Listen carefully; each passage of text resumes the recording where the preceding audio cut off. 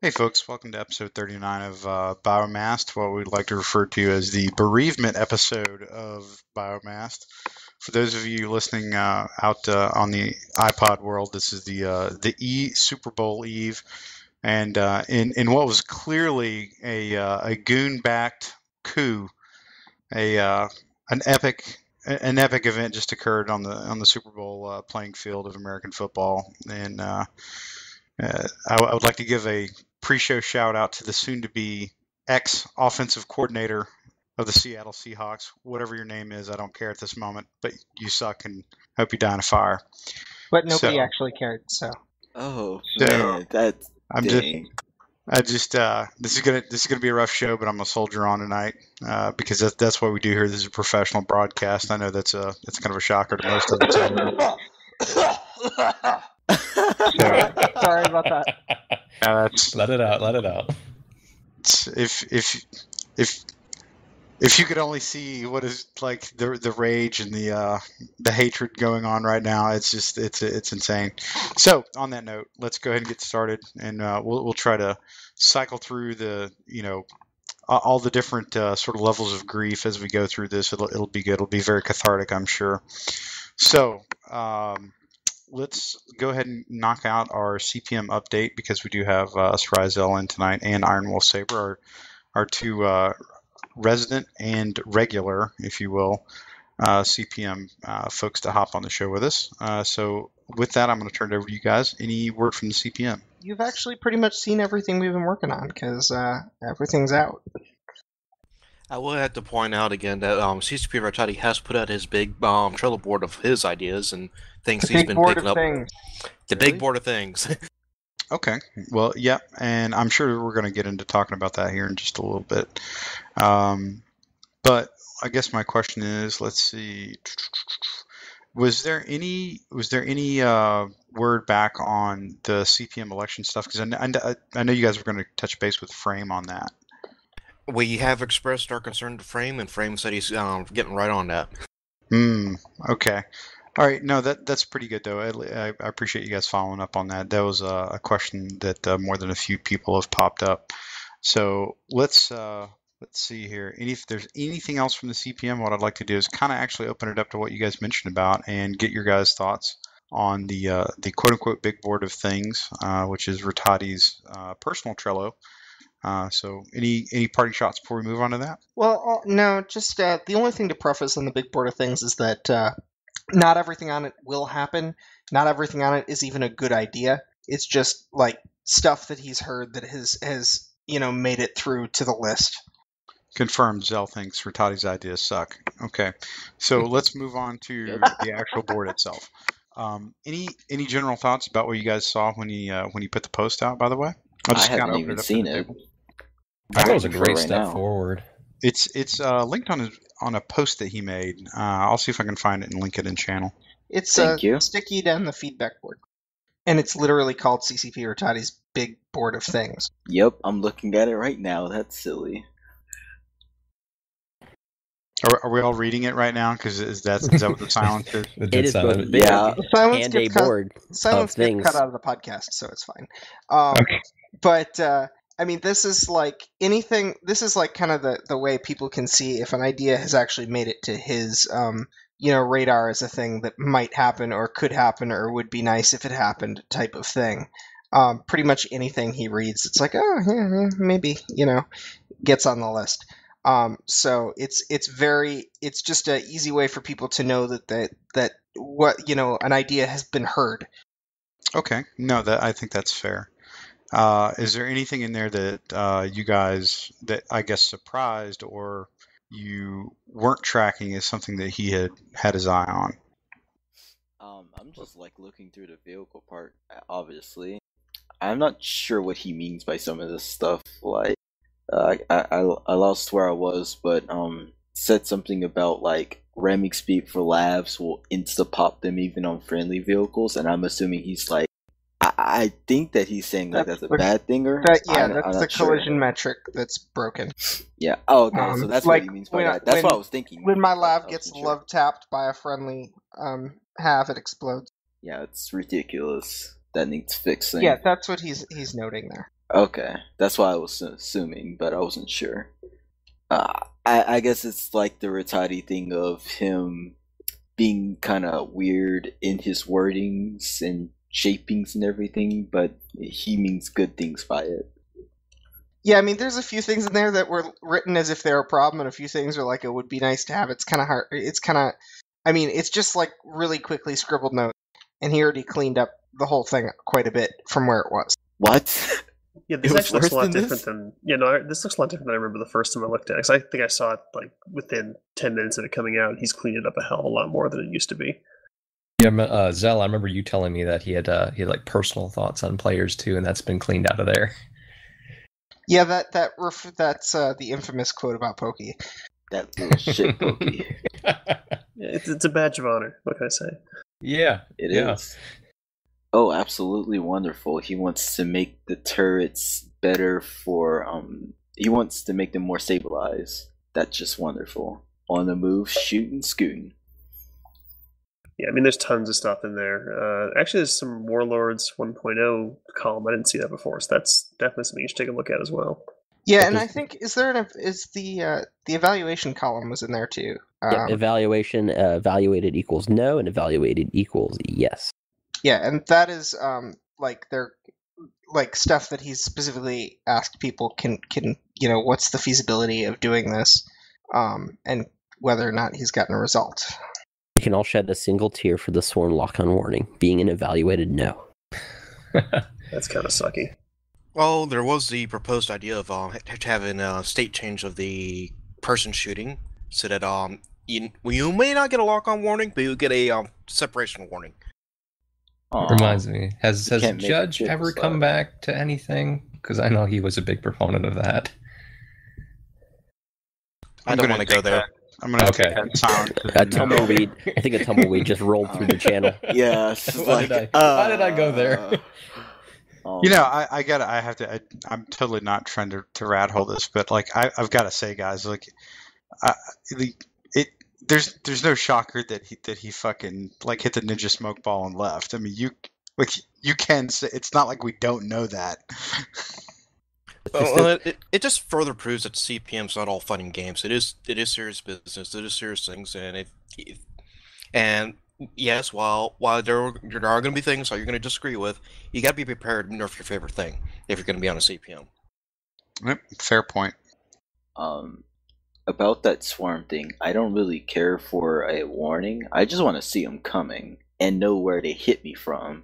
That's all I really need. Even in any vehicle, if I had that would be fine. That's more of a rendering issue, though, isn't it? Yeah, it is. Yeah. And sometimes, like at a certain angle, you can actually see them coming, because I was at some weird incline or something, and I actually saw the swarms coming at me.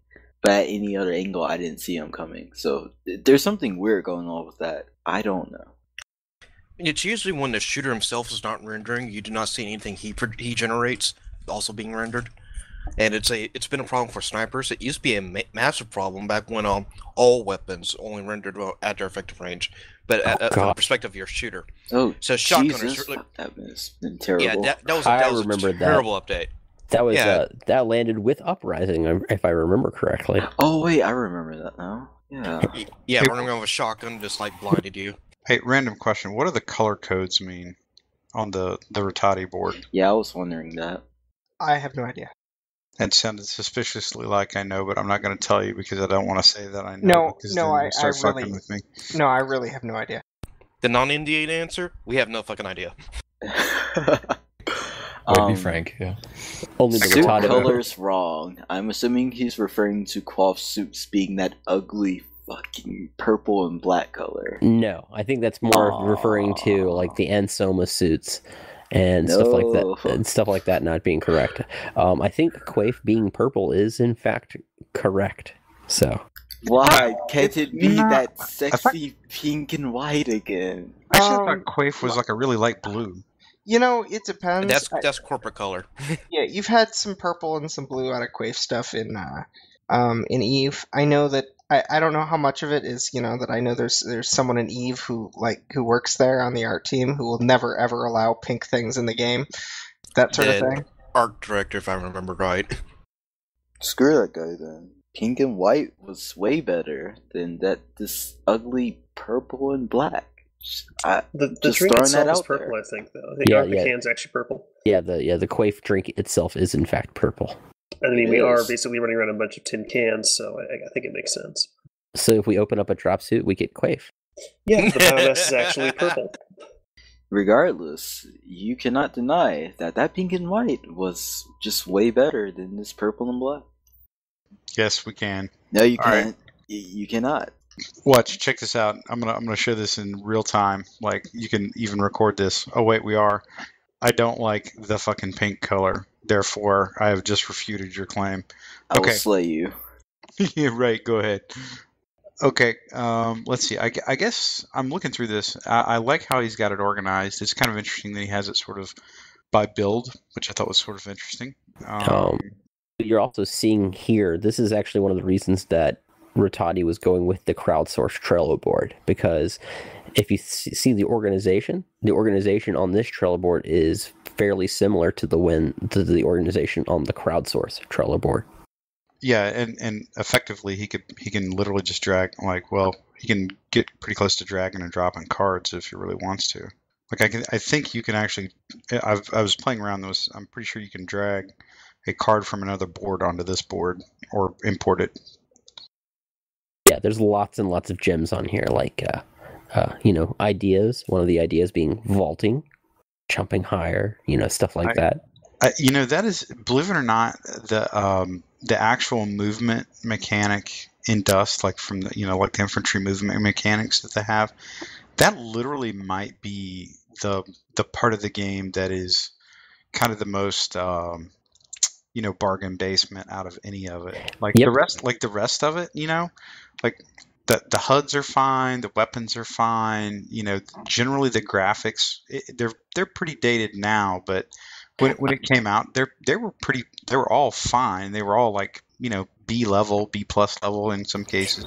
In terms of what you get in terms of your rendering distance and that kind of stuff, I mean, I think I'd rather have the graphics be what they are now and get my better rendering distance, with snipers out 600 meters and all that kind of stuff. But definitely, I would agree. Movement is something that has been holding Dust back for a really long time. I mean, when a heavy or any suit walks up to a 12-inch step up and you have to sprint and run to get on top of it, there's kind of a problem there. Yeah, I can do really straight vertical jumps in real life, and if I can't do that in a suit in Dust, it makes me feel sad. Well, your suit is heavy. Yeah, the suit is also power armor. Yeah, I mean, when it I'm making a stupid comment. No, but I think it's the juxtaposition of you can have a scout suit blaze by you at 9 meters a second, then leap over your head, and then on the next instant, that same scout suit effectively can't pick its foot up to move over a ledge. I hate the ledges. They're only 3 inches tall, and they'll make you trip. Yeah. No, but I think there would be. I think the movement is honestly the thing that is the most. I'm searching for the word. It's not on par with the quality of the rest of the game, or even most very basic vanilla first-person shooter style games. Yeah, and I would say that would apply to vehicles as well. Lavs particularly. You know what? I know a lot of people hate how the lavs handle, but at the same time, I don't know, maybe if they didn't quite roll as much, it'd be nice, but I don't mind the fact that going over rough terrain, it feels like I'm going over rough terrain, and bouncing around all over the place. I have to pick. They feel like they handle like sports cars in rough terrain, though, which is the problem. It's not quite literally an off-road vehicle, but more of a sports car, which is the problem. I still remember video of the pre-E3 video when they actually had suspension. Yeah, I'm gonna post that in the God Skype channel because someone linked me that. It actually looks like they handle like off-road vehicles. You know what though? They used to have it to where if you bottomed out too hard in an LAV, it would explode. Oh, okay. It's a trade-off there. Actually, interestingly enough, ideas in drop suits and rolls. In that column, we have let people generally jump a little higher. Hooray! That's not going to There break you the game. go. It's in Skype channel. I know, if I recall correctly, Rattati was talking about that he was playing Battlefield 4, kind of for inspiration and fluidity of movement. And just something for inspiration there. Yeah, that would be a lot of good inspiration. Vaulting, you've got, you know what I don't get is how there's a lot of railing on maps that seems specifically designed to be at like chin height, just so you can't jump over it. Like, I never understood that on some of the map design. On some of the maps, like even the new one, the one with the train, you've got like high railings. Like you can't crouch under them, but you can't jump over them, and it's like just bizarre. What? There's that. There's that area in the orbital installation map, kind of on the spire there, and if you put uplinks on it, the heavies can't get out of this little pen. Oh God, yes, I've been in that pen.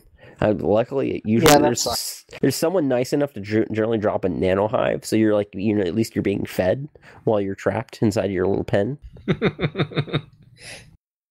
Yeah, I would generally agree that the movement is probably one of those things that desperately needs some work, but I would suspect it's also one of the least likely things to get fixed. Shame. It's probably dev intensive if you think about it. If I remember correctly, originally those fences were like all of the fences were designed to not be able to be jumped over by anybody. Like everywhere there was a gate, it was meant to be like, you have to go around this. That's retarded. And like we were told, like, if you could get over this, it's a bug and we need to fix it. Yeah. You know what? The funny thing is there actually used to be a vaulting bug in the game. Back in the build after EU3, you could crouch, and if you crouched and then sprinted at an object, you would be teleported to the top of that object, which is great for crates. The only problem is when you walked up to a 12-foot wall and then duplicated this mechanic. It gave a little bit of a wonkiness to things. Hey, I've got a question. So I'm looking under the ideas column, and it says dispersion to rails and forged guns. Is that like to add it? To make it like to rails and forge guns would be so that it's harder to snipe people with guns that are meant for AV. They added. I remember the days when they had dispersion on the forge guns, and the problem is you would end up trying to shoot weak spots on vehicles, and you'd be a pain in the ass to hit the weak spot because of the dispersion being all wonky. Then you have to read the other card about making weak spots bigger on vehicles. I think I'm okay. So I guess this is one of the ones where I have a hard time separating like how shit really works and stuff in a video game. Like a forge gun is effectively pretty close to a rail gun, but those don't have dispersion on them like at all for a reason. I'm kind of curious as why that's. I mean, they already took a lot of the splash off of those. I'm not really seeing these as a problem right now. Yeah, I'd have to agree. I can see recoil, but not necessarily dispersion. Like if you fire a shot and it kind of kicks back, and you have to kind of line up your shot again, that might make sense. But having a railgun, they already have recoil though. Yeah.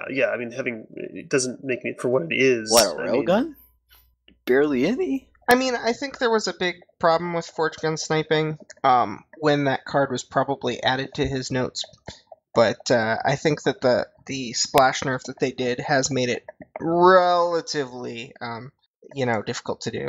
Well, not only that, you also have travel time on both rail and forge gun projectiles. Yeah, that's pretty manageable. It's the splash that made a big difference. That travel time makes it to where dodging rail shots is a thing. So I think that adding dispersion is ridiculous. And it comes down to a matter of degree. I mean, how much they actually adding in. Again, it doesn't make any sense, but if they do, it's, if I'm missing a dropship at 300 meters because of dispersion, I'm going to be pretty pissed. If I've lined up a shot and I miss it because it decided to, go off at a 5-degree angle, that's kind of bullshit. Yeah. I remember when they had dispersion on forges, and it just felt like, oh, and now my shot goes randomly over in this direction. Oh, now it's randomly over in that direction. Yeah, I mean, if I'm leading a dropship going at full tilt and I peg him, taking the travel time into account, I better damn well hit him, not get screwed because of a random dispersion. Yep. That would piss me off to no end. Just saying. These are some interesting comments he has in here. Shotguns are pretty OP in the right hands. Like, A Uh-huh. slingshot would be pretty OP in the right hands in this game. Yeah, I mean, anything should be OP in the right hands. That's kind of the point. Is it I mean, if you're good at the possible to game. make a turretless tank that has ludicrous speed, high armor, and a CRU and call it an NPC/map? What? Yes, please. Yeah. What? Wait, where is that? Oh, What? wait. Too easy. Yeah. Yes, please. That would be retarded. No. I love ludicrous No, speed. that would actually be pretty legit. Yeah, That I would- think that, That would be ridiculously retarded. especially if the LAV was able to spawn, if it spawned people outside of No, the vehicle. an HAV. Yeah, no, that would be fine though. That would actually work just fine. Mm-hmm. I don't feel the need to have a new model to represent the MAV. I think Not you yet. actually, Well, I I'd like think it eventually, but, you know. you would probably end up seeing people using that more to move people than moving people in dropships. Yeah, that's why I said that's retarded. Well, but there's quite also disadvantages. I mean, you that can't would get on top of the replace- building with it. No, I mean, not only that, Ah, I think one of the issues is you need vehicles that fill roles like that in order to really make stuff like the ultra heavy vehicles or the destroyer, the DHAVs and stuff like that shine, because you need vehicles to kill other vehicles that are actually impacting the infantry gameplay. I think the one thing I would offer is that, and this is not like a new problem, but any vehicle, particularly a ground vehicle, that's job is to move people. Like actually, that's its function, is like moving people under fire, like mobile protection to get them up to a point. There better be some kind of like wait time to get out of the vehicle. I don't need I don't need some animation. I don't need hatches opening up and dudes crawling out. But there That would better be awesome, though. there better not be like 4 heavies teleporting out of that fucking thing.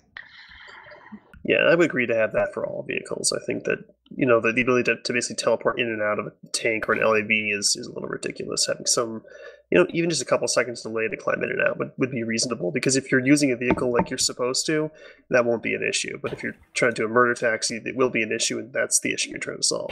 On that note, in under evaluation with a purple tag on it, whatever that happens to mean, increased delay between entering and exiting vehicle and being combat ready to counter murder taxi.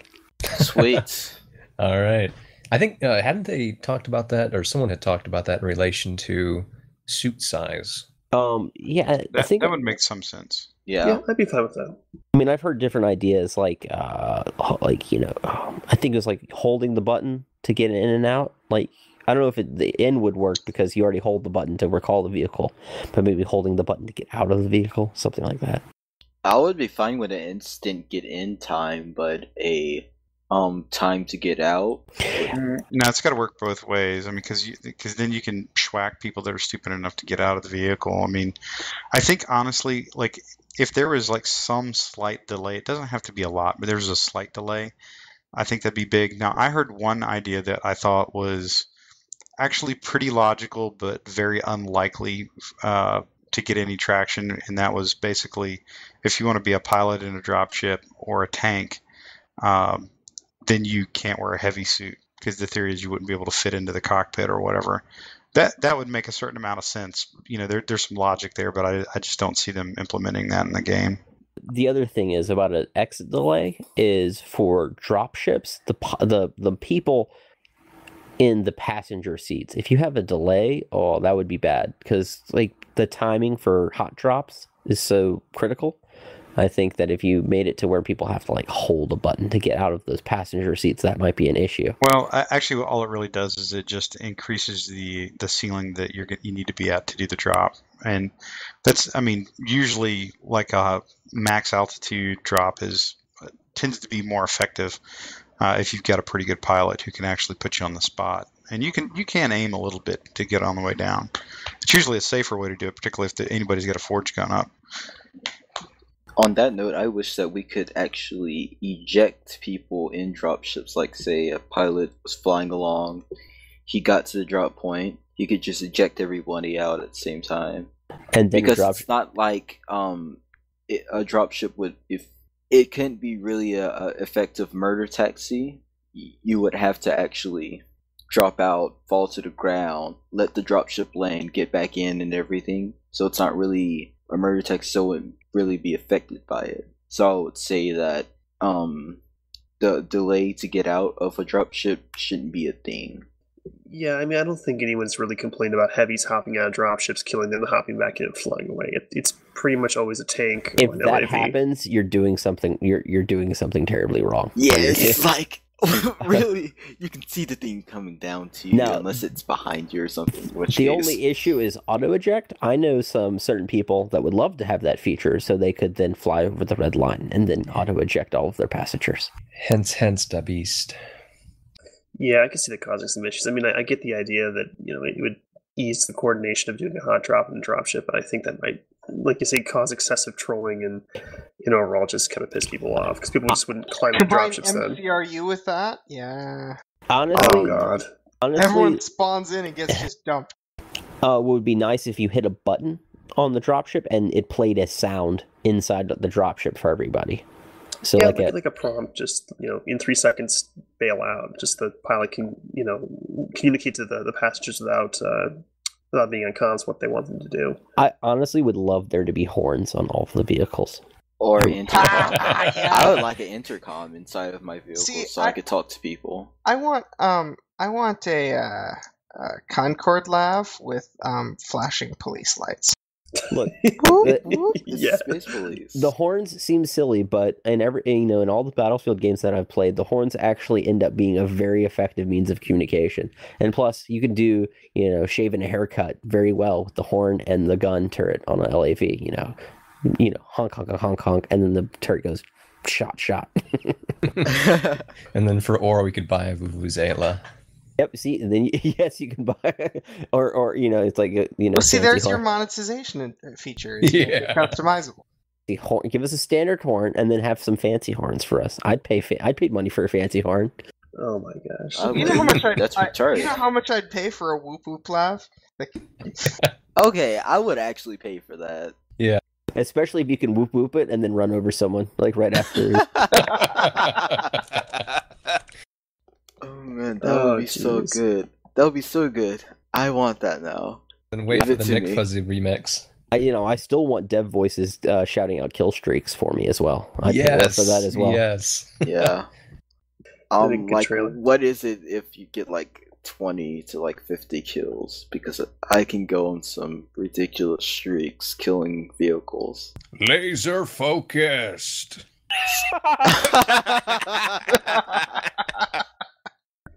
That's so very wrong, but so very right. That would be just great. It's weapon specific. No, that would make laser my rifles. You get at least saying that line from the Vegas and oh jeez. That would make my year. Yeah, give it to me now. I'm ready. Coming soon. We could have Rattati singing the Icelandic national anthem for kill streaks of 30 or above. Again, I'd pay for that. Yeah. You'll have people spinning up custom PC matches just so they can have one guy murder everyone so they can hear him sing. I like the one card that says ideas and experience, and then the card is community thoughts. Oh, that's very specific and helpful. That was probably one he had to clean up a lot. Yeah, he probably tried censoring it and realized most of it was just gone and decided to get rid of all of it.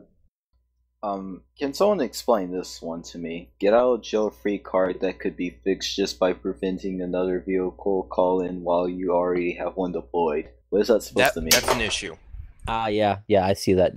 So basically right now, I go up to my vehicle, and instead of recalling it, I call in another vehicle, and as that vehicle is deploying, I then recall my current vehicle, so I can cycle out my vehicles quickly. It's almost kind of defeats the whole point of having the recall be so long. Right. So essentially the idea is I have a vehicle called out, therefore I cannot call another vehicle out until I recall that vehicle, and then wait for the RDV delay, and then call in the new vehicle. The only reason why I use that is because I switch fits a lot. Sort of like people switch fits in a supply depot, which we can't do in the middle of at any place in time that we want. I can't either. If I try to do that in the middle of nowhere, like in the middle of a road or something, I'm probably gonna get shot. So it's still OP. You should it's way too It nullifies AV efforts to drive a vehicle away too. I mean, if you've drove a vehicle away after it burned all its modules to get away from you, it comes back fresh and new and fully loaded to kick your ass, and all that effort the AVs did is for goddamn nothing. The module give me a way cooldowns. to give me a way to switch fits, and I've also made a suggestion about solving that issue. Well, you can switch fits. You sit there and recall it, and then you call in another one, and you wait for your RDV. So I'm supposed to sit there for a solid 30 seconds You bet. to wait for another fit to come in. Yes. Though, actually, what I would like to see is rather than have the sit there hold recall timer, I would rather have a much shorter hold, but then the vehicle remains on the field and vulnerable until an RDV comes and picks it up and flies it off. Well, I think the reason they made it to disappear the way it does is because programming an RDV actually flying in and picking up a said vehicle would be very expensive to actually program. Yeah, more than likely. Plus, if you make it where you just hit a button for a couple seconds and it's invulnerable, then people will just hop out of their tank at critical health and make it vulnerable. No, it would remain vulnerable until it was like, because just like with a vehicle being called in, you can shoot it while it's still hanging from the RDV. It would be shootable until you were until it was far enough away that the RDV despawned with it. But the thing is you wouldn't then have to sit there for 20 seconds with your in one spot. You'd just have a shorter thing, but then your vehicle would sit there until it got recalled. Yeah, but at the same time, I also like being able to go, oh shit, I'm being shot in the back, and then be able to, move again to a safer spot rather than, calling the recall in and then I'm screwed, that the vehicle, I can't do anything unless you can cancel it somehow. I would say if you jump back in it, then it was still on the ground. That's fair. Cancel I just don't want to commit to. Yeah, I just want to commit to recalling and then be screwed if Forge Gunner comes over the hill and now I'm just sitting there watching it blow up my tank. But if you can cancel it out, I think that's fine. Also, there would be a problem with people sitting there waiting for you to do that and then just hop in and steal your AJB or LAV. So during this time period, your vehicle will have to lock up to everything else. Otherwise, I just don't see people using that feature at all. I still want real vehicle locks rather than these delays. I'd rather have no delay, like the entry to exit delays. I'd rather have those not exist, honestly. Not a very elegant solution. And it especially is annoying in Planetary Conquest matches or even Faction Warfare matches where everyone you're playing with. You may have... He actually posted about that. Not on this board, I think, but on the community board. He actually said, do vehicle locks. Or, he just said vehicle locks. He said it was very, very vague. It was basically implement vehicle locks. And it had squad, platoon, team. Yeah, so, I specifically hate any notion of vehicle locks in PC. I think they should be just gone from PC. Well, the entrance delays, anyways. The entrance delays. From pubs, I only think it should be locking. The lock should expire the moment you get in it, because I feel so terrible every time I call in a LAV and at the beginning of a match, and I can't help bring other people with me because I don't want to sit there for 15 seconds. There's no reason for that. Yeah, and a lot of players, you can tell players are thinking that there's something wrong with the game. You can just tell. Right. Yes. You can just tell the new player just sitting there jumping at it, trying to run around it. It's just as soon as you get in it, there's no reason for it to stay locked. If you get back out of it, that's your own dumb fault. And now on the other side of things, I would say that when you leave a vehicle, it should relock for a period of time. Well, they just, instead of a period of time, they just need a simple and elegant way to lock the driver's seat of a vehicle. Well, I don't think it should be locked to that person. I think, but it has to be at least locked to the squad at a minimum. And he actually specifically. I disagree. Why can an enemy hack and take my vehicle, but a friendly player can't use it? No, right, but the enemy has to sit there and then go through a hack cycle. Okay, so then should friendlies be able to hack a vehicle and take it? I don't really care. I think my point is that I can kill an enemy. I can't kill a friendly unless you're in the FW. I will quote for you what Rattati said. This is a much bigger issue in pubs when people keep stealing my LAV. That's obvious. Well, that is really the problem. The tank is not really so much of a problem, but the LAV is the problem because that's what you want to move. That's the vehicle that is actually somewhat designed for you to get out of and then do something, get back into it. Yeah, The especially when you dropship and the tank are not designed that way. like LAV. I'm driving. I ride up. I mean, I even we'll take 2 people over to an objective, and I'll we all hop out and go hack it, and then some random person will jump in and then drive the LAV off to a random direction. And then you just call in another lab. But I see the thing is with your For some people, they're not free. but you Yeah. also they're like 50K a pop for some people. Not everybody has a BPO. And I'd like the LVs to actually be, useful at some point. You can actually fit them to do something rather than just throw away BPOs. I think that's actually one of the reasons why I think you're right, Pokey. One of the reasons that people don't actually spend time or really the effort to fit them is because they know it's like the minute they leave it, it's a sunk cost. It's gone. Yeah, and that's wrong. I mean, to kind of address what you said, Zell, I think that if the person trying to get in the driver's seat or someone hacks your vehicle and they don't have the skills to actually pilot it, they shouldn't be able to pilot it. I mean, it doesn't make sense. I completely disagree. Okay, so Of course you do. I have to train skills to pilot an HAV, but if someone who has no skills in HAV hacks it, they can pilot it just fine? You have to skill to fit. That's my question. Really? Honestly, It's already fit. It's on. It's sitting on the battlefield. No.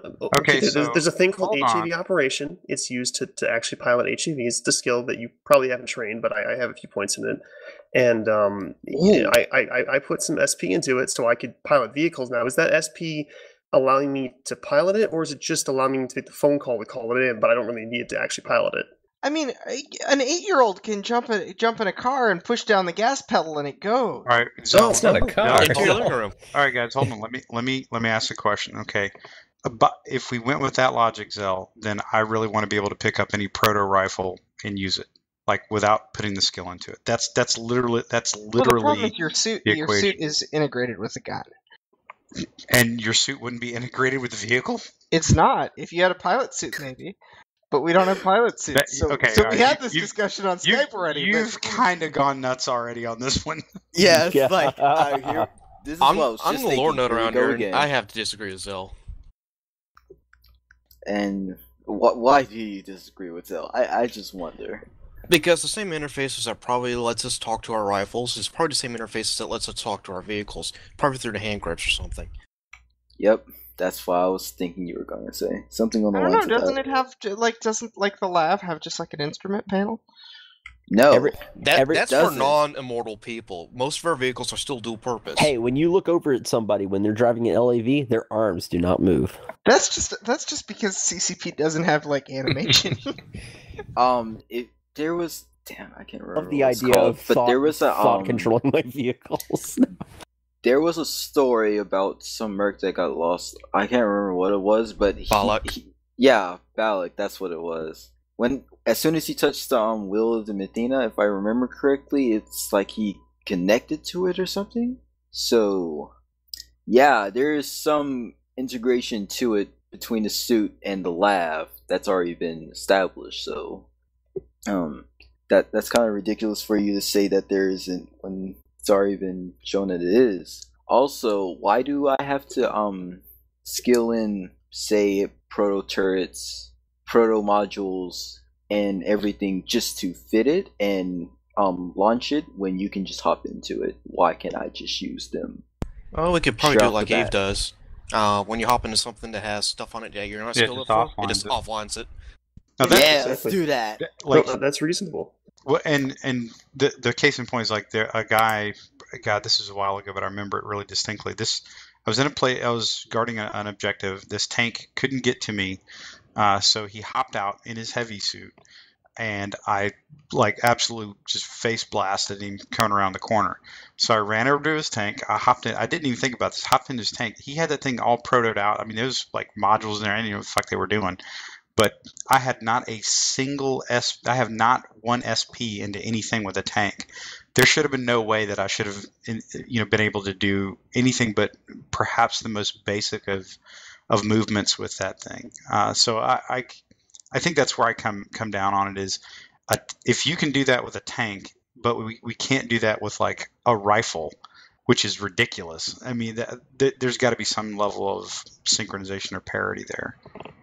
And I think it's fine that if I have tanks maxed out, and I can pilot everything and use all the modules and whatnot, and I kill a guy and hack his vehicle, then yeah, you should be able to drive away with that thing. But I don't understand why you don't have to spend SP to pilot something that someone else has invested a shitload of time into because you took the 10 seconds to hack it. Something I wish that they had though is when you hack a vehicle, and then if you can recall the vehicle, and when you recall it, it goes into your inventory. That would be amazing. That would be pretty cool. I would love that's to, reasonable. That would be cool, but I don't see the point in doing that. Hacked vehicles, except for like scrap. I don't really see the point in doing that. I would like to eat people's vehicles for money.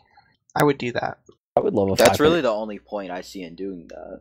Not only that, you can also it's examine someone's fit. It's like another drop ship.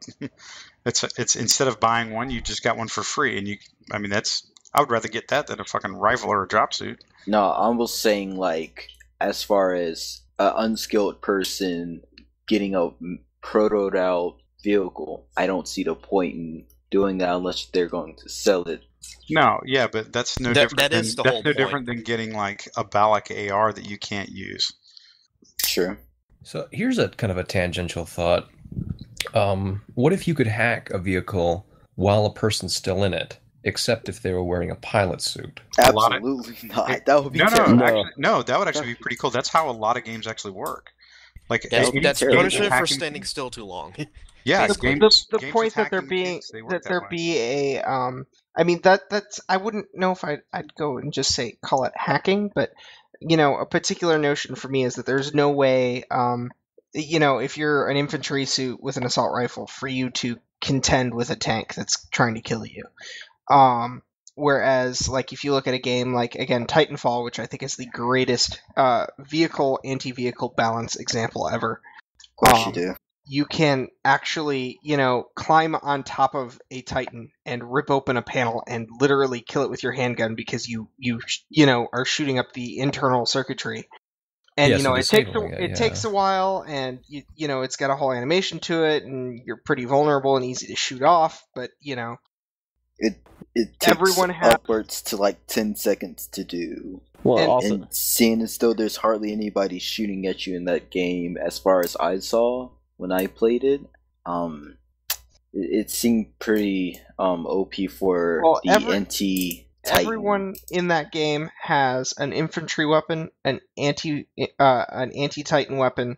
They can call their own Titans, and they can kill a Titan with the if they rodeo it like that. So everything has a proper counter. Yeah, but they're also getting free Titans every 3 minutes or so, which is not how it is. I don't care. If they actually put vehicle balance in, you can have free tanks. I really don't care. They're OP. If you make them not OP, I don't care how much they cost. Wait, hold up. Did you just say that HEVs right now are OP? Relatively? Don't even start there. I'm not in the mood tonight. Oh, man. I just got tickled. No, I mean, you obviously can't have free tanks popping out of the sky. That kind of disrupts the whole, risk-reward balance of the game. Let's go back to replication. Remember those HEV mountains? My point is they can be cheap as long as they die like they should be. Yeah, but that also isn't very fun as well if you're getting blown up every 5 seconds. So now you might understand a little bit of the infantry experience. Then. Well, we're also a bigger, easier target to hit, so there's some of that. But I'm not going to get into that. So, just to clarify to you, pilots don't want to exactly be destroyed every 5 seconds or less. That's why we don't play infantry as much as we do vehicles. We like the longer term combat. Yes, you like being OP. I understand that. No, I never said that I liked being OP. I liked to have a longer term combat, as in I don't like dying in 5 seconds or less. I like having a extended battle with anything that I'm fighting against, whether it be an AV trying to wear me down, scare me away, outright kill me, but the problem or is you can kill the AV in one hit, is the problem. Well, if the AV was smart enough to dodge my shots and be in a position where I can't exactly hit them, then that's a non-issue on their part.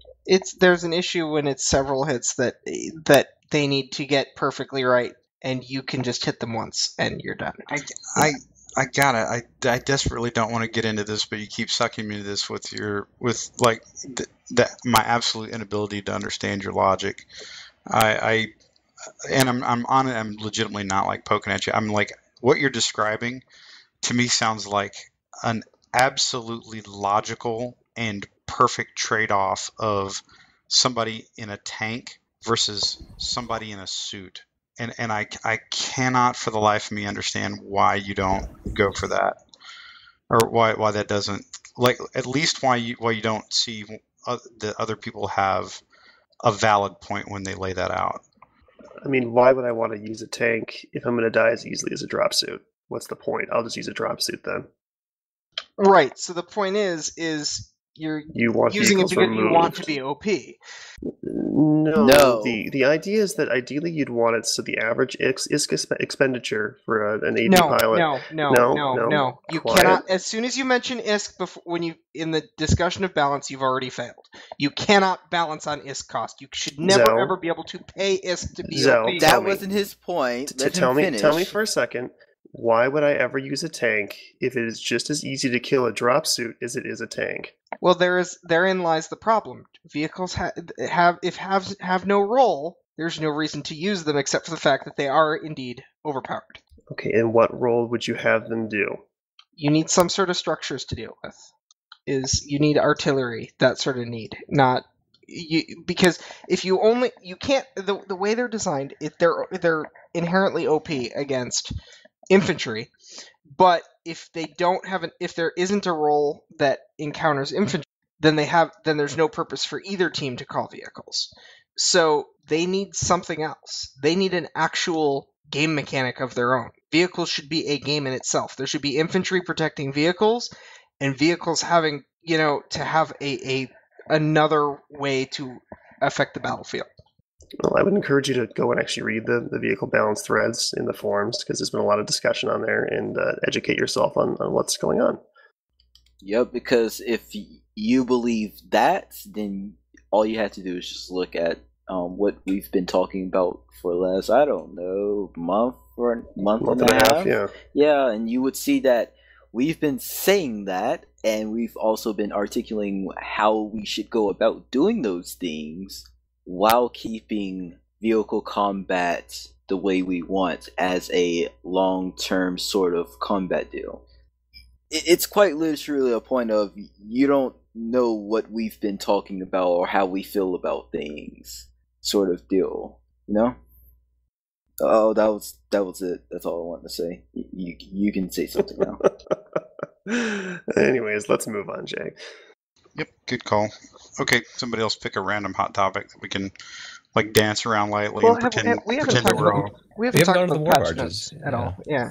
I'm True. Sorry. I couldn't understand what all you guys were saying. There's this expansion called Warlords that's coming.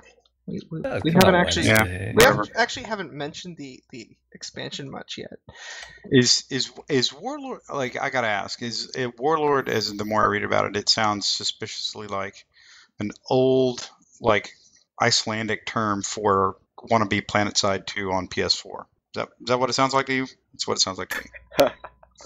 I find the title of both expansions to be kind of amusing, because looking back at Uprising, we kind of had a uprising with the developers. We constantly argued with them about things, and we constantly argued amongst ourselves about things.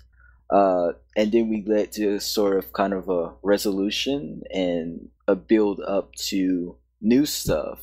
We're becoming sort of these warlords, I find it kind of interesting. All hail the Scrub Lords! Or in my case, the Fish Lord. I almost kind of wonder if Rattati or at least CCP and the development team have kind of a general idea where they want to take the overarching story of what's going on. I mean, they've obviously presented this as, this is the next step in what happened because of the uprising. So, what's next? I think that'd be kind of cool for the lore fanatics out there.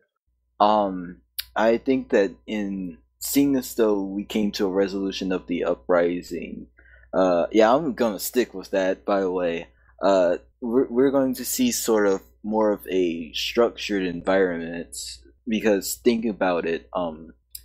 Warlords has a connotation of going back to the old ages of like the feudal ages in Europe or Japan, where there was a whole bunch of warlords, right? And then over time they started coming together and making these large empires. Maybe we'll see sort of things like that going through Warlords. So when can we I don't start know. renting out nullsec? Yeah, I was about to say. I We think never know. We might see something like that. I honestly think Warlord. If Godin, I truly understand where you're coming from. I would also say that definition or thought process, while probably I'm just spitballing here. I think while it's intended to be very positive, in a small way, is a little bit of a shot because that's really because if you want to be a warlord, you kind of need to have like a stake in the New Eden universe, and we don't. And that's the real deal. We're not going to own anything. I completely understand that. I'm just saying that in our sort of space, that we might become sort of a more structured environment over time. I'm not saying that we're getting into the big stuff. I'm just saying that in our environment, it makes, by the way. you know, and I'm just spitballing here. I don't really know. Well, if in the context that, you know, Rattati wanted to focus on planetary conquest, I think the idea of warlords definitely does make sense. I mean, because if we're expanding this, you know, how all this works, you know, with planetary conquest, you know, raiding and all these other things that have been indicated, even potentially this year, potentially having districts make stuff for Eve off of the land in Molten Heath. I mean, you definitely can get a sense of that whole warlord kind of thing. Like you're actually controlling territory, and you're controlling territory for a purpose. Because it seems one of the initiatives as well is to actually bring back wealth generation to the districts, which they've needed that for a long time. Active wealth generation, mind you. I think nobody really wants to see a return of any kind of passive wealth generation. There's some people on the forums who do. Well, there's always going to be someone who... See, the thing is, they think that I think in a lot of cases, they think that passive ISK is the only way that districts could actually generate wealth. But now that we have, you know, command points and potentially, and, you know, whether, you know, if the districts start making resources and all these sorts of things, we actually end up with an environment where districts ownership can be actually quite valuable and lucrative. Well, what's nice about that is that if you have it resource-based, then the advantage of owning districts sort of remains within the PC sphere of gameplay. You don't have massive, you know, clumps of ISK going into people's pockets and then ending up in pub matches where you have ridiculous, you know, amounts of proto-stomping and kind of degrading a lot of the newer player experience that are going to be primarily focused on the pub matches, where if you have a resource-based, you can keep it, you know, more towards perpetuating the war in PC rather than just, you know, sit on your you know, money tree and you know, protest the shit out of pub matches. Well, I think part of the problem there, it lied with the fact that you couldn't PC 24/7. You really couldn't. I mean, with the 24-hour waits and stuff like that, you know, if raiding is a more immediate way of getting PC gameplay, and then if also, like they're saying, introducing team deploy through platoons to faction warfare, and potentially adding ISK rewards to faction warfare as well. I think if you have all these things where the rewards continue to scale up as you get further down the rabbit hole, you have less and less reason to actually go into pubs and grind out SP and ISK. You know, you're better off with your time if you're a more veteran player doing things in faction warfare and in planetary conquest and that sort of thing. I think that's something that's actually going to be more effective at corralling any kind of wealth into the higher end game modes in terms of not affecting the starter kind of matches, so to speak. Just before I forget, oh shit, damn it, I already forgot. I hate when that happens. I forget stuff a lot. Maybe it'll eventually come back to you. Yeah, it might not. Who knows? It was something good though. That's all I remember about it. Well, to me, probably the most interesting thing about the war barges that are coming out with the Warlords is the fact that we're actually going to be able to start manufacturing items for ourselves. Shit. It came back to me. Okay. about the war barge thing with manufacturing, I have a problem with that because seeing as though you get the resources from planets, right? How's the rating going to work with the resources? That's my problem with that. There's been so much debate on how raiding could work, and I think it's really going to depend on how certain subsystems land, because I mean, it sounded like in the thread, Rattati was kind of leaning towards using the MCC mechanic instead of clone count, and right now, but at the same time, he was talking about using command points to sell off clones, of course. Now, the thing is, if there's a hybrid system that comes into play where maybe MCC count is how you gauge ownership and or how many attacks you can make, and maybe the clones themselves are a source of wealth generation, I could see raiding affecting not only daily production, but you could actually see raiding impacting clone reserves as well. I think in order to keep raiding in check in terms of risk versus reward, and also kind of getting that low stakes gameplay, you need raiding to be about stealing wealth, but not necessarily challenging the ownership position of a district. That's not necessarily what I was getting at. I was saying, seeing as though you would manufacture stuff in the war barge and the resources are generated from the districts, why would you need a district? You could just raid all the time. What's the point of having the district? It depends on how you balance, I think, the command point expenditure. And the thing is, if for every unit of resource it ends up being more expensive in terms of command points to raid, and also I think you need to probably require raiding to include expending an MCC or a clone pack of that or something of that nature. See, I think raiding should be very, very cheap. Well, the thing is, if the clone packs and MCCs are generated through command points and no longer through ISK, and if you're not expending ISK, you're just expending in terms of mission completions and that sort of thing, I think it still ends up making it a low risk, low reward kind of scenario. You just have to balance it. You have to balance it in terms of what can you get out of it. The problem is if you make it to where it's just a command point expenditure for raiding, it means that you could actually saturate the entire field with raiding, and you really want there to be some kind of limit on it, whether it be a corporate command, as they call it. If, say, the corporate command can only store 5 clone packs at a time, or 5 MCCs, what have you. I think that would be something that's the logical kind of extrapolation of that system. And then not only that, if you think about it in that in terms of that, districts themselves, you actually would have to use clones and or an MCC to attack for a raid. That means that in order to raid, you would need to potentially weaken your ownership position in order to execute a raid. I think if you make the raids too low cost, then you end up with too high of a saturation.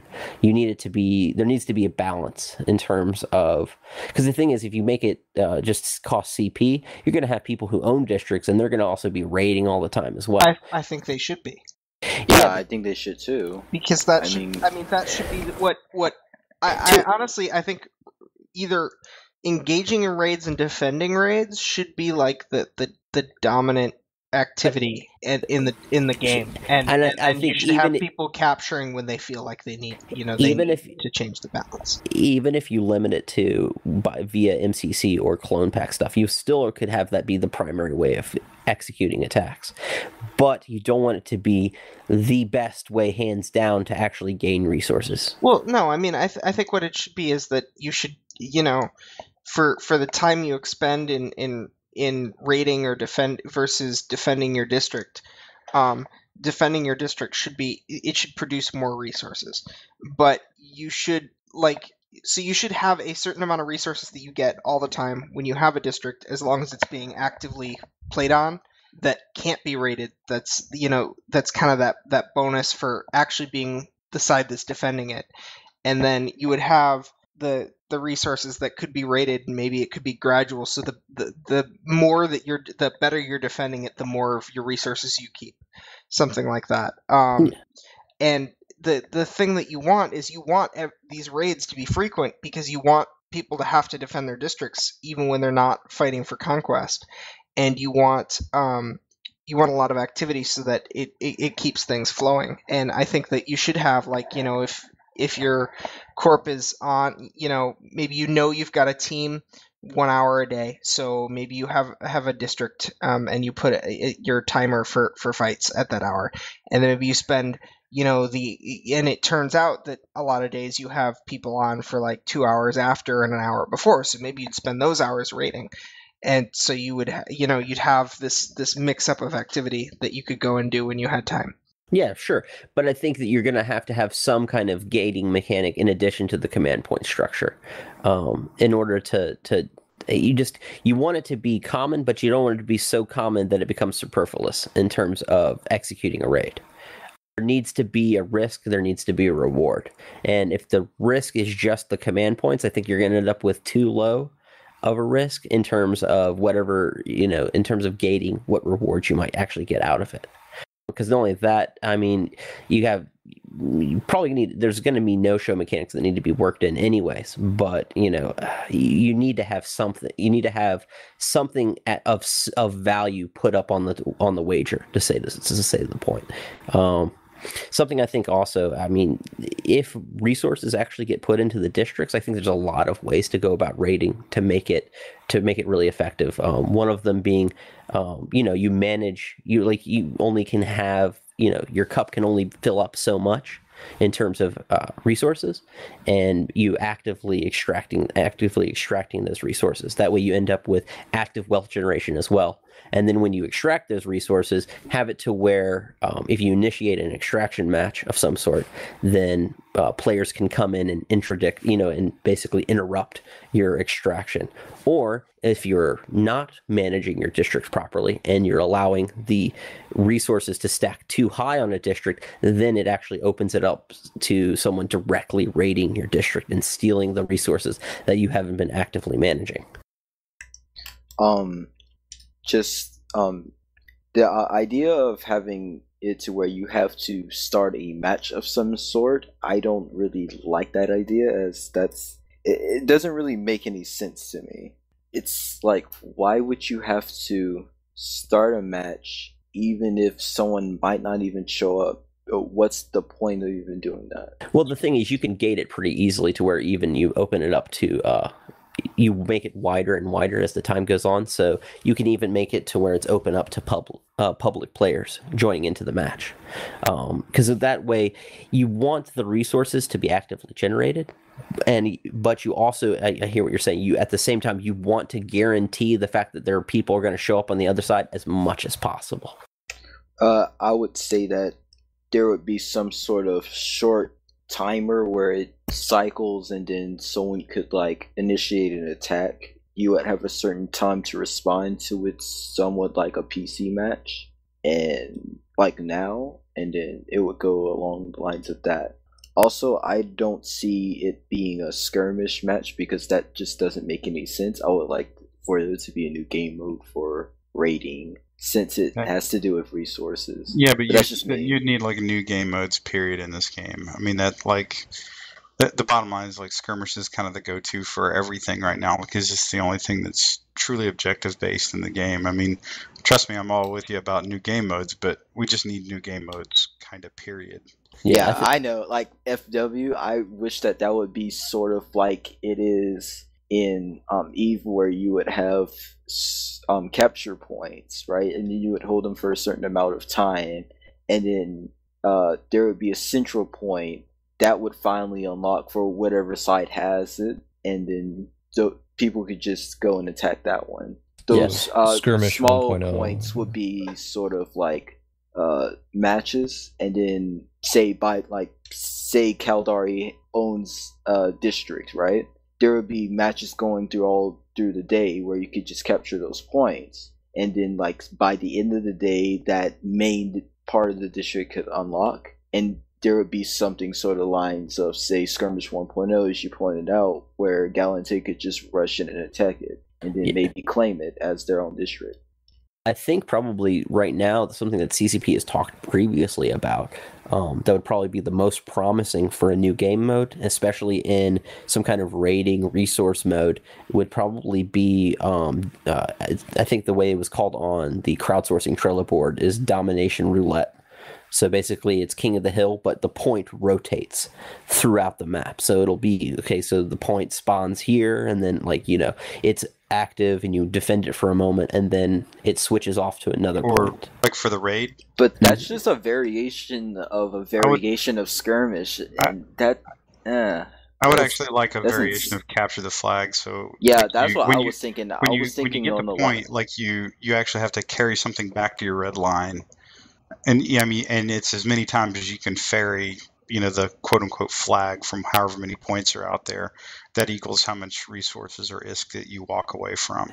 I was thinking on the lines of you have to load something into a vehicle and then move it along the line, but whatever. I was thinking capture the flag as well. Yeah, capture the flag would be probably a very interesting and dynamic game mode to have. It just depends on whether or not the devs have actually put any resources into it. You know, and I'm pretty sure we can all guess the answer to that question. Yeah. No. Game modes are by far one of the most expensive things that they can actually make. Yeah. In terms of dev time. So if they have, I mean, they've talked about the whole domination roulette thing before. So maybe if they've actually put some stuff behind it, who knows? I don't know. Maybe they have, maybe they haven't. But I don't know. I think it could work if that ends up being a low cost way of getting a new game mode in. I think it could still work. I mean, it's not really a new game mode though, which is the problem. Well, you know, the thing is, if it's objective based gameplay, it's objective based gameplay at the end of the day. But, you know, I still think that one of the downsides to domination is the fact that it's very much who gets set up first, you know? So if it can be an improvement to that by having it to where, you know, it changes throughout the match, you end up, I think, in a better place because you can have it to where, okay, you're set up here. Okay, now you have to switch and go over this way. And not only that, it kind of trains you a bit in some of the dynamics needed in PC because one of the most important parts in PC is definitely transitioning from objective to objective. And if you have a rotating point, it kind of goes through the motions that you need in a PC match, but in kind of a more controlled method. Well, and that's kind of what pub matches should do, is train you how to play the higher end game modes like PC and Fac War. So I think that introducing game modes that actually, you know, like you said, teach you those mechanics of transitioning from one objective to another, or knowing how to set up around a certain point and defending it properly are really good things that they should definitely touch on. Honestly, I think that modes such as the domination roulette, skirmish, and everything would be good for pub matches, sort of as a training method, as you guys were pointing out. I just don't think that those sort of things are appropriate for higher end gameplays. Those should be more of a team-oriented sort of thing and more strategy and skill-based, which is why I don't really think that those really make sense for Fac War or PC. It's just it doesn't make sense to me sort of thing. It could be those things, it's just it seems lazy to me. I don't think it's a matter of lazy. I think it's just a matter of well, here's the thing. Like, I don't know. Maybe they do have enough horsepower to turn that kind of shit. Like, that's kind of the thing. Speculating on all this is very difficult because we really don't know what they can and can't do. They may not know what they can and can't do, and that puts everybody in a very awkward position to try to offer feedback to them because you know. I'm reasonably certain that most people that are trying to give honest feedback would try and give feedback that's actually practical for them to execute.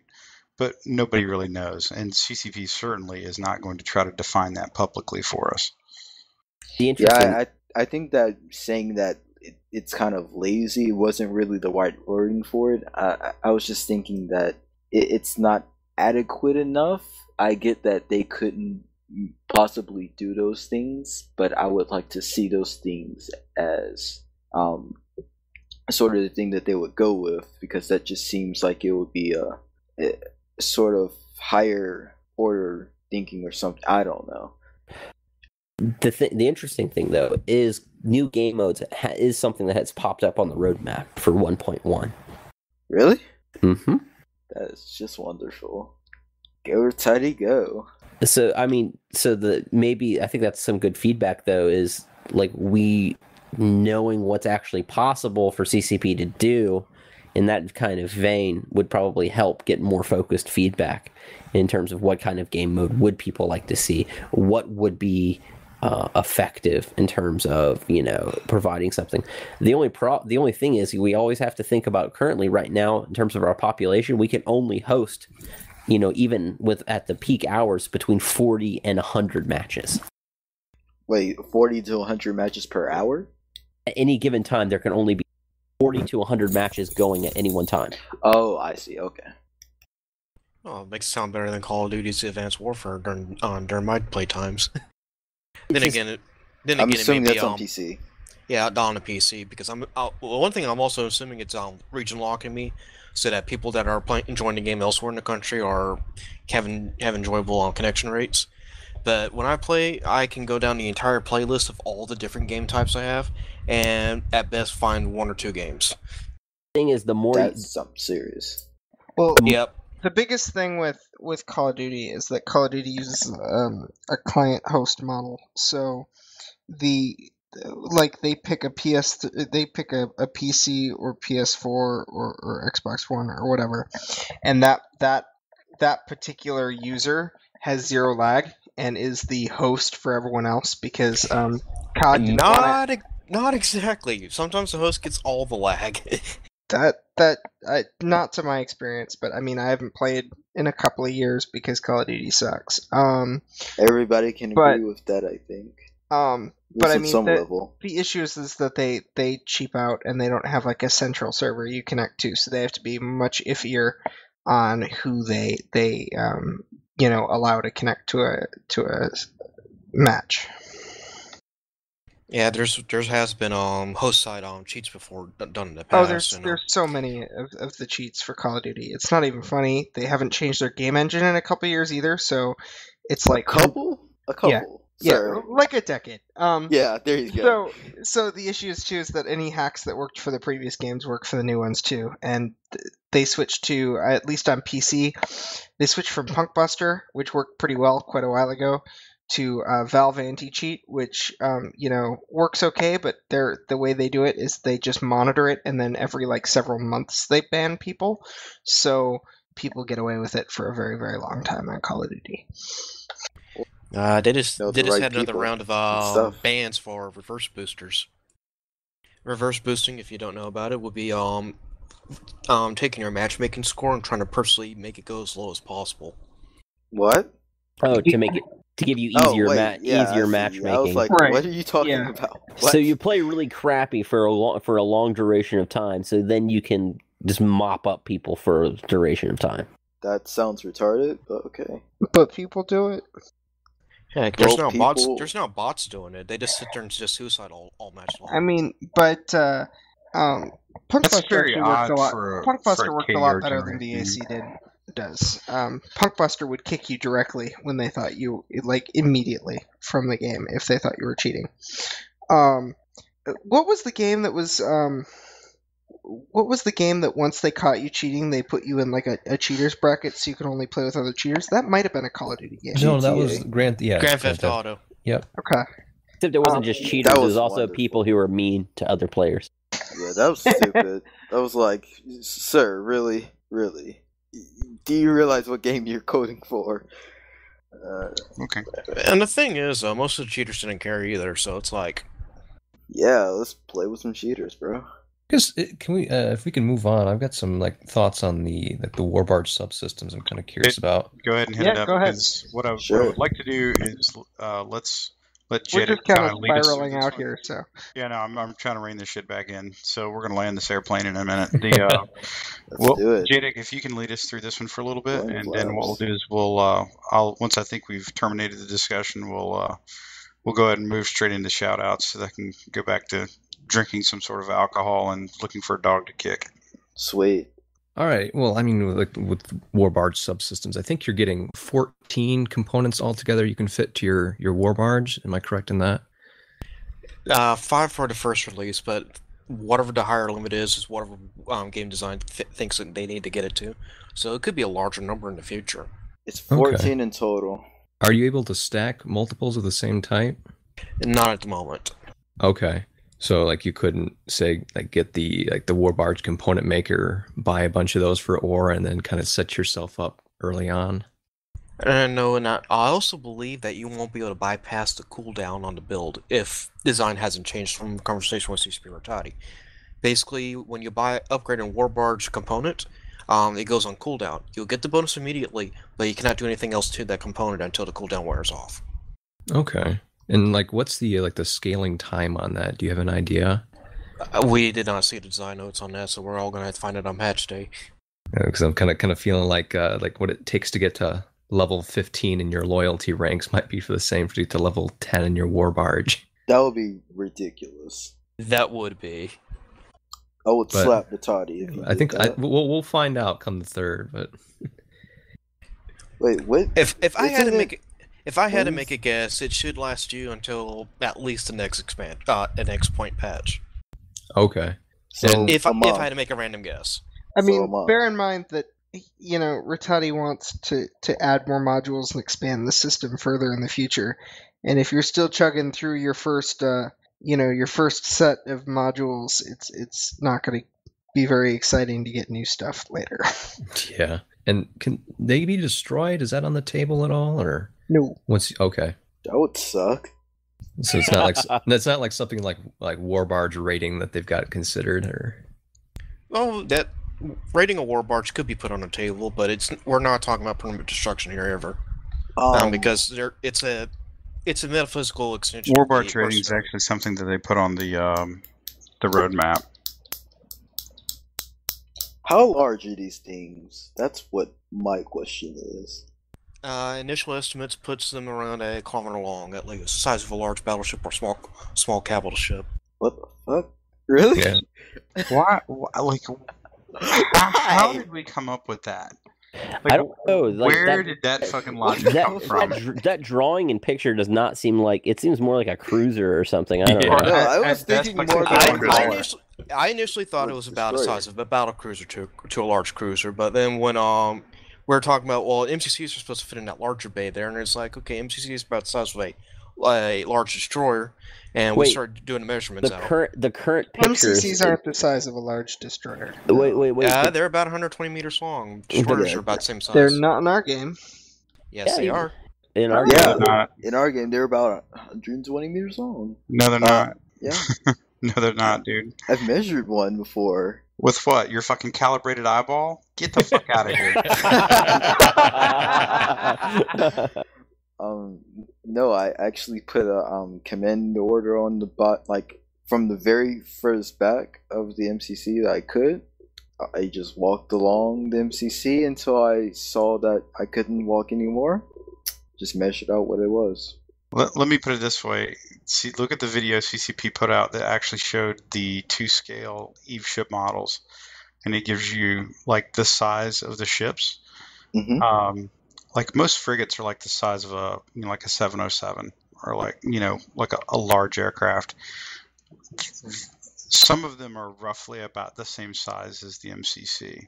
So I would suspect that there's a lot of like fucking lore foo that is, and its style is not so good because the numbers are all kinds of whacked out based on the actual size it is in game. And it's ridiculous. And we're all getting them. Maybe that bay is for a shuttle and not an MCC, because I just don't see my mind is not. The smaller one is for a shuttle. That would be retarded, though. Yeah, that's if it was there's two bays on the ship.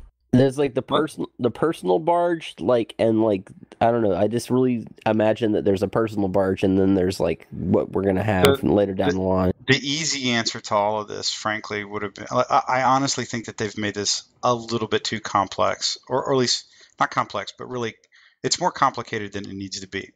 Because the reality is that an individual mercenary would probably have something like a frigate or a cruiser some kind of like known entity, but they probably didn't want to go with those kind of Eve ships because then that would lead people down the road of thinking that there's an actual linkage to Eve.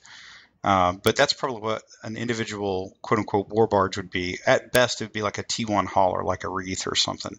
And then like the Corp one would be something more significant, probably about the size of an ore ship. But it would still be subcap class based on everything I've seen. Now, the big boy rules on this, all of this is when you actually have a cargo hold that matters with a real M3 limit, which then tells you how many tanks you can fit in your shit. That's like all this is academic. Right. All this is totally academic until somebody can say, like, until we ever get to the point where it's like, okay, so how many tanks versus how many dropships do I want to be able to deploy into this battle? Because here's how much cube they take, and this is what I can put in the cargo hold that's going down to the planet's surface. Like that's the real deal. That's why I asked how big these things were going to be, because I was wondering, like, how many HAVs am I supposed to fit in my war barge exactly? You just covered why I asked. I mean, but now CCP Rattati also said these are metaphysical constructs. They're not real ones, quote unquote, yet. Cool. Yet. I can imagine that I have a pleasure hub in there then. Absolutely. Another module. Honestly, Yes. even if it's the size of a cruiser, a cruiser in Eve is really damn big. True. Yeah, no, absolutely. I was thinking more of the lines of a destroyer. Yeah, even a destroyer is huge. Really. Yeah, but that's kind of what the size that you would need to like deploy vehicles and actually have vehicle storage and such. Let me put it this way: an MCC is probably somewhere the size of a large frigate, small destroyer. Well, it's probably definitely the size of a large frigate if you look at how their beam length meters are. Yeah, Breacher's pretty big, beam wise. Yeah. Yeah, right. And that's the thing. I really don't get too hung up on the size and all that stuff because none of this really matters until they make you have a cargo hold, which I actually would like down the road. I think that would actually be pretty cool. And this kind of goes to Zell is I think if you want to put like some constraints on vehicles, put like real constraints on vehicles. Like if you're going into a PC match, you got to pick how many and what type based on your like what you can bring down to the planet. Yeah, like a deck of cards. Yeah. And like that'd I be don't nice. I don't know where RDVs come from. Do those things come from the MCC or do they come No, from War Barge. They're in the war barge. Yeah, they're in the war barge. If you're in the war barge room for long enough to actually see them, you'll see them in the sides of the war barge room. Yeah, but I thought they were getting loaded into MCCs. No, they don't. MCCs No, are way because too the small. too. MCCs are really close to the ground, and the RDVs come from the sky. Yeah. Yeah, they spawn magically from the sky. Sure, I got that. But Yes, they They- come from They're space. cloaked, mind you. They don't Yes, magically there's a anything. cloaking effect. There's a cloaking effect. Yeah, MCCs yeah. are way too small to stock up that many HAVs and such. I would offer this then, this is like totally unlikely it will ever happen, but then what I would like is that instead of spawning a vehicle, you actually deploy in the vehicle. Like if you want to be a Let's go. vehicle pilot, I wanna do that. you deploy in the vehicle and there's no trick fuckery of getting into your dropship, jumping out, and then calling an RDV in and all that other stupid shit. But it's brought in by the RDV, and you're in it. And if it's shot down while it's hanging off the RDV, you die too. Absolutely. I feel for you. Yeah, I just really feel for you. Just like I can shoot a half down that's hanging slung under an RDV now. Yeah, I feel for I'd you. be if okay you with die, but I mean that would like Hey. to me. I like the idea of all these things. Like I'm all in. I'm all What- in for that too. what I would what I love don't want- for that to no, happen. I mean, just generally the war barge stuff and the modules and how they're stacking all these subsystems, and I'm okay with all that. What I would really like though is if they would make them not metaphysical, even if it's only in the dust sense. By the way, total non sequitur here, but I've been making the rounds on a couple different Eve podcasts, and the first thing that I get when I lay out like an update of what's going on in dust, like nobody, like not a single player has thrown a rock or been upset. They were all very intensely interested because they want to know when can they build stuff, when can they make stuff, can they shoot our stuff down. That, like, I think there is a little bit of a a myth built up around some Eve players' feelings that dust should die in a fire. Absolutely, there are some of them that think that way. Just like there's a lot of people that think Eve should die in a fire. But I would offer this. I would just posit to you this: most of the players that I've run into, like in the last 2 weeks while I was making the rounds on this, almost to a man and woman have said they don't have a problem with dust. They have a problem with it being done poorly, if that makes sense. And then the second thing they said is, they were very excited about the war barges because they've also heard about war barges too, like two fucking years ago. And they were very excited about, like, oh, we'll do, like, what does it take to build one? Are there going to be BPOs? And I was like, no, it's kind of a war barge, but it's really more of a metaphysical thing, which is really aggravating to say to people in Eve because there's no such thing as a metaphysical thing in Eve. So it's, broadly, I'm totally rat holing on this one, but I like a lot of these changes, but I would like them to be more real. And I would like them to be more real starting inside Dust. And then maybe eventually down the road they become real inside Eve. Now, do I ever think that's going to happen? Probably not. But it is a nice thought. Definitely not overnight either. That's the other thing. Yeah, it's going to take a couple of years for that to happen. It's absolutely not like they've had like 5 total years of development of the game to figure that shit out either. I mean, I totally could see it taking like another 5 years, It's a shame, but it's true. Well, it's taken Eve to get a very long time to get where it is too. By the way, I like to state that the Warbarge art design that we see now is a generic ship and not a wolf ship that belongs to any specific race. Yeah, I figured that out.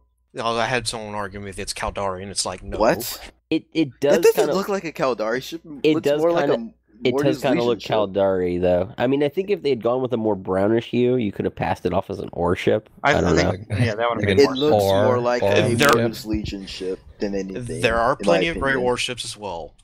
Well, I mean, this also goes back to the simple fact that they honestly could have taken T1 haulers, like T1 freighters, and that would have been like the perfect war barge.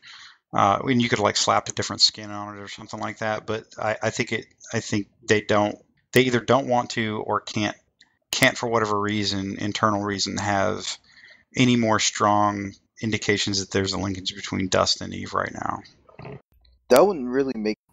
I don't know. I'd feel kind of lame being like driving around an Ideron or a Badger or something. I don't know. Yeah. I'm just gonna put it out there though that my newest wish list item is I want Warbarge spinning.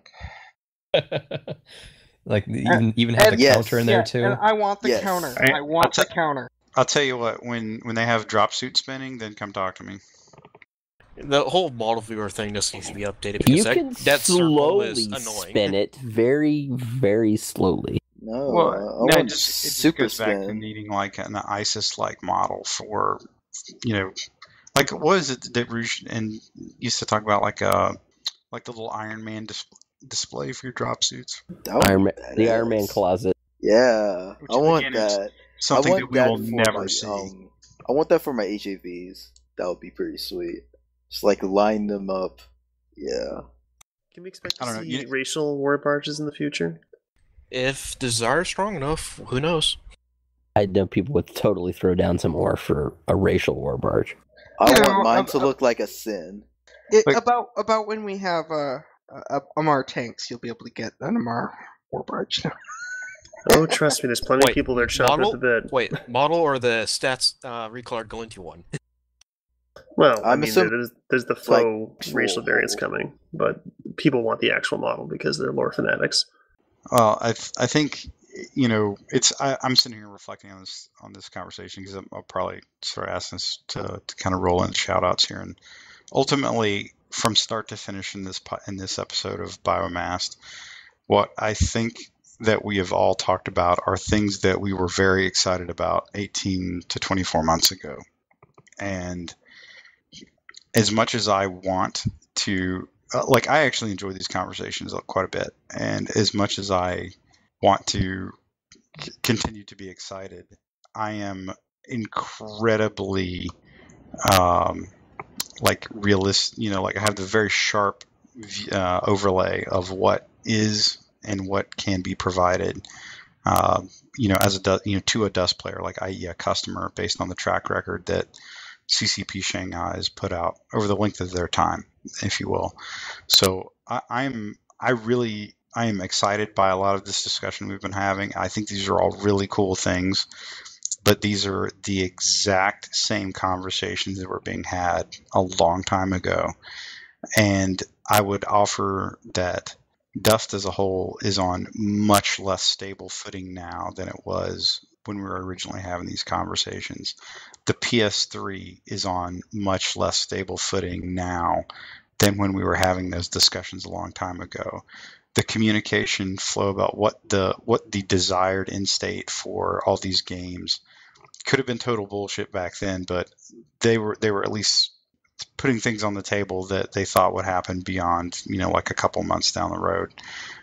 So I take all of this with a fairly significant grain of salt, if you will. But I think all of these discussions have been honestly really entertaining, even when we totally disagree with each other and we poke fun. But the fact that we're entertained enough or interested enough in the subject matter to have these type of fencing matches, I think speaks wonders for the potential of the property of, i.e. Dust, Legion, New Eden, whatever. I don't want to be the Debbie Downer, but there's always that voice in the back of my head that says yes, and you've seen all this before. So, well, the big question is going to be, is obviously we have a roadmap. We've had roadmaps before. It's going to come down to, is it being delivered on? And that's just going to be something we're going to see with time. So far, so good. We have been sticking to the roadmap. I just like to ask a question. Would you think that, say, within a year or two's time, that we would really need to consider moving towards going to PC or PS4? I say that is very reasonable to be asking for that now, and when we get an answer to it, maybe within that time frame. But like I said, we have to be patient with CCP on what they decide to finally do, because that is a very, very big question to ask. Because porting Dust over will require lots of work, lots of time, and lots of money, and they have to decide which way is best to go. I mean, let me tell you from a personal experience and talking to many, many players, putting Dust on the PS4 would do wonders in revitalizing the player base. I know a lot of people that say, I'm telling them about, Warlord and 1.0 and all this other stuff, and well, that's really cool, but I don't want to play it on PS3. If they put it in PS4, I'd actually give it a shot. And I hear that over and over again. So, I mean, that really is something that should be pushed by the community, because I think a PS4 port would be huge in kind of revitalizing the game, especially given the recent progress we've had. I mean, a lot of the stuff that we've seen, I did not expect at all post FanFest. I figured we'd kind of limp along with nothing and that would be it. But even like Jay said, we should have had this stuff 2 years ago. But the fact of the matter is that it actually is happening, and that surprises me. And so I'm a bit more hopeful in that regard. And I think that if CC pushed forward and said, yeah, we'll put this in the PS4, it's going to really tell the player base that they're committed to supporting this game in the long term, especially on a new platform moving forward in the future, because PS3 is obviously dying, and I think that if they commit to the PS4, it's going to show people that they actually do care about this game and want it to move forward. So I really do hope that they deeply consider that sort of choice. Also, I've actually talked to not even gamers, but like regular people who just happen to play FPSs, and I've told them about how Dust is, what has happened in Dust, what has been going on currently, like recently, within the last couple of months, and they've said that they would actually try it, but they don't want to really play it because, as I've told them, that it doesn't run as good as, say, modern day FPS should.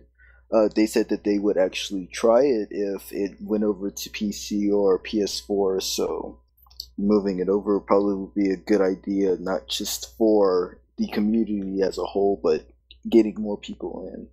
Yeah, I mean, and like I said, I was certainly not attempting to be a Debbie Downer. There was literally just that little slice of, that little overlay of the practical nature of what we're talking about versus the very fun discussion we had talking about. It's called the bitter vet syndrome, bro. No, it's not. It's not about being bitter. It's literally about like the bitter vet viewpoint would have been going all soda pop on it. For those of you listening, soda pop is, That's is an infamous member of the dust community. Or to be very frank, and I'll call him out by name, it would be like acting like how Aeon Amadi acts sometimes. Sure. And he's fucking schizophrenic. Like one day he's the biggest dust Uber fan, and he is all in, and he's like forum posts everywhere, and then the next day, like, fuck this game, none of you people care about the game, fuck all of you. And that's where I think you facilitate with the bitter vet thing. I enjoy the game, but the difference is you got to see it for what it is. It is a dated game on a dying platform, and that's not evil. That's just kind of how it is. And ultimately, all these questions really come back to, okay, CCP, what's in the future? Like, what now? What's in the future? We want to give you our money. We want to give you our patronage, in terms of like, we want your service. We want your game. What now? What product are you going to offer, or will you offer a product? And honestly, does the thing eventually make its way to a PC or a PS4? I don't know. I would really like it to. And I would definitely play it. And I would probably invest a lot of time and energy into it, just like I did with Dust. But I could also very clearly see a path where it basically, goes the way of Mag. Sort of die quietly. Well, whether it would suck or not, it's just, that's a possible outcome. I mean, that's the reality. Is we know very little. By that I mean we know basically nothing. I suspect the CCP knows a scoosh more than us, but really not much more. And I wasn't really being facetious then. I mean, literally, they probably knows a bit more than us, but truly not that much. So on that note, guys, what I'd like to do is if there's any saved rounds, hit them in your shout-outs. I'll start kind of at the top of the list, and we'll kind of work our way down for some shout-outs, okay? Cool. Awesome. Godin, you happen to be up first. I was doing some research of how to design arties and autocannons for large turrets, and I came up with a cool little thing called the Kugelblitz. Yeah, if you knew what that is, you would instantly know why I chose that for autocannons. That's all. Okay, shout out to Godin himself. Awesome. Iron Wolf? A shout out to all the folks, all the military folks in Japan enjoying their Super Bowl Monday off. Hope you enjoyed the game and all the commercials you actually see for once. Yeah, okay. Jadek? I'd like to give a shout out to the people of the Dust 514 Poker Club. That's been a thing I've been participating on a weekly basis, and it's a lot of fun. It's Friday nights at 7 o'clock Pacific time, and we just have a great time. Play a couple of hands of poker, and then go kind of shoot some face and other games in PlayStation Home. We're going to keep doing that until they shut down in end of March. So going to see it off on a good note. That's pretty cool. So now that's the whole PS Home thing is shutting off, right? Yep, March 31st. And there's actually it's really? Yep, it's shutting down. They're after 6 years they're closing up shop, and we're also going to be losing the Dust assets that were in Home as well. So that's going to Did it ever even get out of beta? Yeah. Really? Wow. No, I messed around that. Like, I was just trying to figure out what it was, and certainly a lot of people on it. I'm sure CCP has the assets from the PS Home stuff. But the access for players to get to them is easy. Yeah. I mean, the only big thing with PS Home Dust side that's a loss is Slay, and Slay is better played on a tablet. Anyways, you can find it in the Slay is terrible in the Play Store, or the I think they have it for iOS as well. And the guy who originally created the game has it. It's like $6 though, but it's so much more fun on a tablet than it ever was on a PS3 with a controller. The only thing that really is going to be missed from it, in my opinion, is the fact that the those labs that you could get out of doing Slay. We brought them out of there. You can now get the BPO for it. Yeah, I know, but still, you won't be able to get BPCs for them, and that's pretty cool because, like, you can buy a BPO, but I got BPCs for them, bro. You know? Yeah. So I think the big thing I'm going to miss about PlayStation Home is, like, after all these years of like third-party developer content, there's a lot of stuff you can visit. Yeah. A lot of game history kind of like tied into it. You can kind of go back to and reference, and it's kind of it's like moving away from a home and you can't go back to it. Now, they're not bringing. Is that not brought over to PS4? All that stuff. There's been a Kickstarter campaign or something called Neotopia, but that's like it's something like that. But it's completely different, and it's not going to be ported over the assets. Okay. I think it's going to be like managed by some of the devs that worked on PS Home from Sony. Well, yeah, but now I think PS4 has its own version of PS Home, right? No. Or did you call it something different? No. Okay. The only thing that's not really even close to it, because it's like you can have a webcam and you can do stuff on there. Like, it's kind of weird, and people has been doing some naughty things on it. But that's the closest thing you could get. But then it's not like an avatar based social environment like say like Second Life. That might be coming to PlayStation 4, but it's not going to be the same, and like all the money and stuff that you've basically built up in the PlayStation 3 version looks like it's going to be kind of going up in smoke. Okay. That point well taken. Kane? Just a shout out to the Dust community for sticking along with the ride on this crazy thing. Mm-hmm. Oh yeah. I just like to point out that I wasn't giving a shout out to me. I was giving a shout out to German engineers during World War II because they could make some awesome stuff. Okay. And Pokedraven. Just a shout out to CCP and the CPM for putting together Warlords 1.0. I never thought it would happen, and I was proven delightfully wrong. So thanks, guys. Okay. And Sarai? I'm giving my shout out to Spademan for having guessed the expansion title on the forums before it was announced. Oh, cool. All right, that's pretty cool. Let's see. I don't have a whole lot of shout outs tonight. Well, actually, I do. I'm going to give a shout out to DJ Funky Bacon. And for those of you that don't know, oh no! Oh God! You're no! starting Don't go this. there! Don't go there, please. We were gonna finish this podcast. we are, and this is in the professional parlance what we refer to as a teaser. Like you got to work with me on this. I see. CCP Lilo Multipass. So I would like to give my shout out to DJ Funky Bacon, who was a guest on this show, one of our very early episodes of Biomassed. He is a member of CSM 9. He's a big FAC War guy, and he is also a very disgruntled man right now.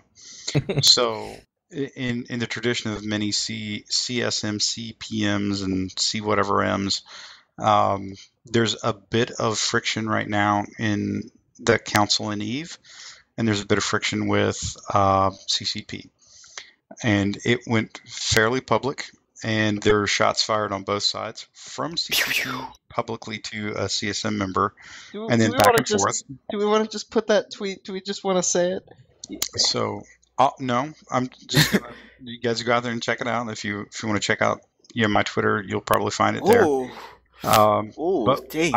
I would like to talk about this in the future and relates to in the relation to how this works for Dust, or how should it work for Dust, or how should it work for any game.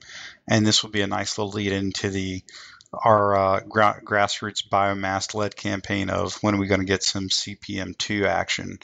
And I'm calling it now because Kane Spero left as the bitterest of bitter vet, and he came back, and now he's trying to be a really nice guy, and he's shaking hands and kissing babies. I'm calling it now that Kane Spero tries to run for CPM2. No, thank you. Yeah, sure, right. Say that now, bro. Okay, that's all I got, guys. And I'm sorry. Go ahead, man.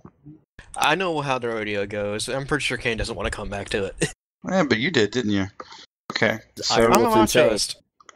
On that note, we are going to bring episode 39 to a close. And folks, in my truest of 1950s